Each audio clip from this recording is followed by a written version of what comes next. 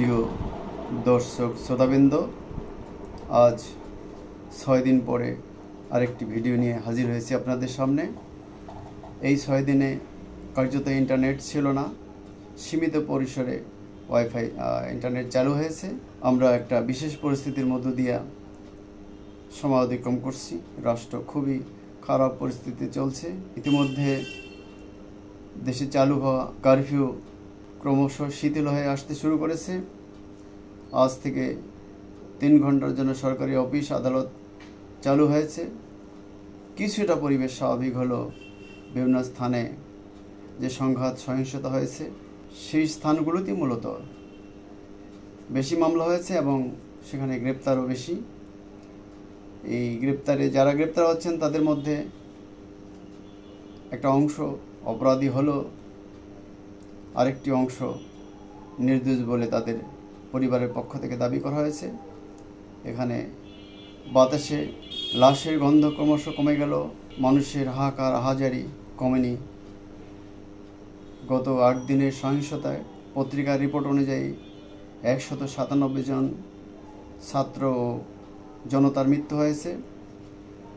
এর প্রায় অর্ধেক ছাত্র, বেশিরভাগের মৃত্যু হয়েছে আইন শৃঙ্খলা রক্ষা বাহিনীর গুলিতে বলে ধারণা করা হচ্ছে। ব্যাপক সহিংসতা হয়েছে রাজধানীর বিভিন্ন পয়েন্টে। নরসিংদীতে একটি কারাগার ভেঙে দেওয়া হয়েছে, সেখানে সকল আসামি বেরিয়ে গেছে।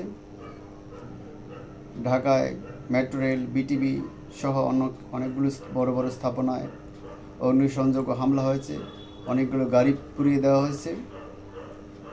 সহিংসতা কমার পরপরই এই চিত্রটি ফুটে উঠছে।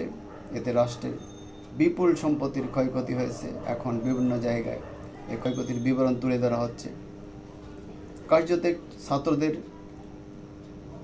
একটি কোটা বিরোধী তথা বৈষম্য বিরোধী অহিংস আন্দোলন ক্রমশ কীভাবে সহিংস হয়ে উঠছে তাই আমরা চোখের সামনে দেখতে পেলাম। এবং সেই সহিংসতার মধ্য দিয়ে দেশের বিপুল সংখ্যক লোকের হতাহতের ঘটনা ঘটেছে। এত রক্ত, এত লাশ আমরা দেখতে চাইনি। আমরা চেয়েছিলাম বৈষম্য বিরোধী ছাত্র আন্দোলনের একটি যৌক্তিক, ন্যায়সঙ্গত এবং শান্তিপূর্ণ সমাধান, কিন্তু আমরা দেখতে পেলাম কিছু লোকের উস্কানিমূলক বক্তব্য, একটি ছাত্র সংগঠনের ছাত্রছাত্রীদের উপরে সশস্ত্র হামলা এবং পরবর্তীতে আইন শৃঙ্খলা রক্ষা বাহিনীর অতি উৎসাহী কতিপয় সদস্যের ব্যাপক তৎপরতায় বিশাল সহিংসতার ঘটনা ঘটে গেল, যা মোটো আমাদের কাম্য ছিল না।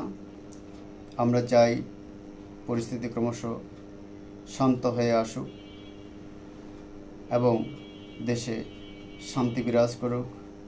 এদেশের মানুষ তাদের মানবাধিকার ফিরে পাক। এদেশের মানুষ দ্রব্যমূল্যের যে একটি অত্যাচার চলছে তা থেকে মানুষ শান্তি পাক। এদেশের জনসাধারণ সুখে শান্তিতে থাক। আমরা সবাই যাতে সুখে শান্তিতে থাকতে পারি, আমাদের সকলেরই এই কামনা, এই চাওয়া।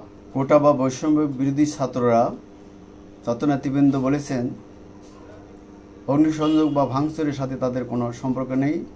তারা ছিলেন সম্পূর্ণ নিরস্ত্র এবং তাদের আন্দোলনও ছিল শান্তিপূর্ণ ও অহিংস। কিন্তু সরকারের তরফ থেকে উস্কানিমূলক বক্তব্য এবং ছাত্র যুবলীগের সশস্ত্র হামলার কারণেই এই শান্তিপূর্ণ আন্দোলন ক্রমশ সহিংস রূপ ধারণ করে। এই সুযোগে ঢুকে পড়ে তৃতীয় পক্ষ। সরকারি তরফে এই সহিংসতার জন্য বিএনপি, জামাত অর্থাৎ সরকার বিরোধী দায়ী করা হলেও বিরোধীরা বলছে, অর্থাৎ বিরোধীরা এর দায় নিতে নারাজ। সরকার বিরোধী, বিশেষত কোটা বিরোধী ছাত্ররা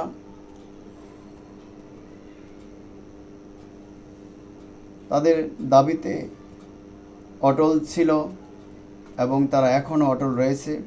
তারা তাদের বিরুদ্ধে নির্যাতনের অভিযোগ আনছে। এবং সরকারি পদক্ষেপে তারা এখনও খুশি নয়। যদিও ইতিমধ্যে আদালত কোটা ব্যবস্থায় 93% মেধার ভিত্তিতে এবং অপর 7% মুক্তিযোদ্ধা, পিছিয়ে পড়া, নৃগোষ্ঠী এবং দৈহিকভাবে অক্ষম ও তৃতীয় লিঙ্গের লোকজনের জন্য রাখা হয়েছে। তবুও তারা বলছে যে এটা তাদের সঙ্গে আলোচনা সাপেক্ষে সমাধান করা উচিত ছিল, তা না হলে ভবিষ্যতে এ নিয়ে আরও সমস্যা দেখা দিতে পারে। তারা তাদের নিরাপত্তা নিয়ে শঙ্কা প্রকাশ করেছে এবং তারা তাদের দাখিল করা 8 দফা দাবি বাস্তবায়নে সরকারি তরফে আরও আন্তরিক হওয়ার জন্য আহ্বান জানিয়েছে। ধন্যবাদ। জহিরুল হক রানা, ঢাকা।